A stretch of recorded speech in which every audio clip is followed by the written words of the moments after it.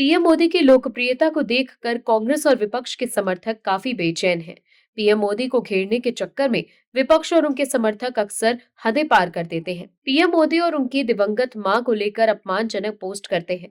देश जब नाजुक दौर से गुजर रहा होता है, तब पीएम मोदी को घेरने के चक्कर में देश के खिलाफ भी बयानबाजी करने लगते हैं, अफवाहें फैलाने लगते हैं। लेकिन जब कार्रवाई होती है, तब विक्टिम कार्ड खेलते हैं। लेकिन अब उनकी दाल नहीं गल रही। कोर्ट से भी उन्हें झटका लग रहा है। इसमें सबसे ऊपर नेहा सिंह राठौर है, जो मोदी विरोध में आगे रहती हैं। नेहा सिंह राठौर कभी बीजेपी पर वोट चोरी का आरोप लगाती हैं, तो कभी कहती हैं कि 5 किलो राशन के बदले देश पर कब्जा कर लिया गया। मतलब वो समझ ही नहीं पा रही कि कहना क्या चाहती हैं। बिहार चुनाव के दौरान राहुल गांधी के वोट चोरी के आरोप का साथ देते हुए वो भी वोट चोरी का आरोप लगा रही थी। वहीं अब वो ये कह रही हैं कि 5 किलो राशन के बदले देश पर कब्जा कर लिया गया। मतलब वो खुद अब ये मान रही है कि 5 किलो राशन के बदले लोग बीजेपी को वोट देते हैं। ऐसे में जो वोट चोरी का आरोप वो और राहुल गांधी लगाते हैं, उसे वो खुद झुठला रही हैं।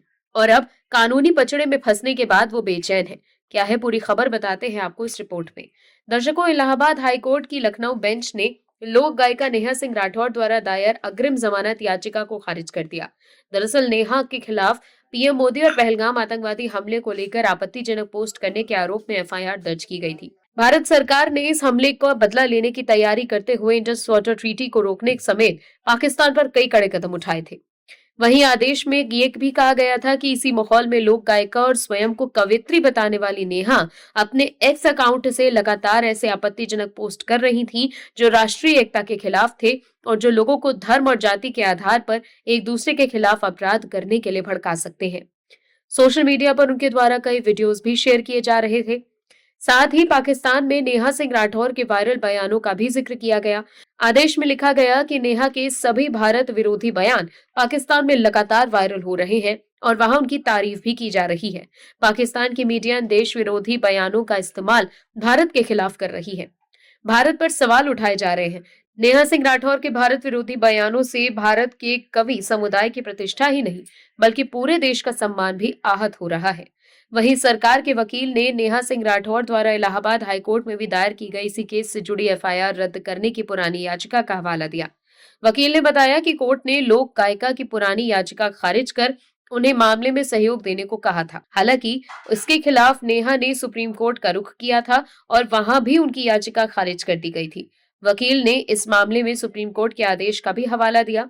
वहीं सरकारी वकील ने आगे ये कहा कि सुप्रीम कोर्ट द्वारा याचिका खारिज किए जाने के बाद आवेदक को जांच अधिकारी के सामने पेश होना चाहिए था, लेकिन वो पुलिस जांच से बच रहे हैं, इसीलिए उन्हें किसी भी तरह की राहत नहीं मिलनी चाहिए।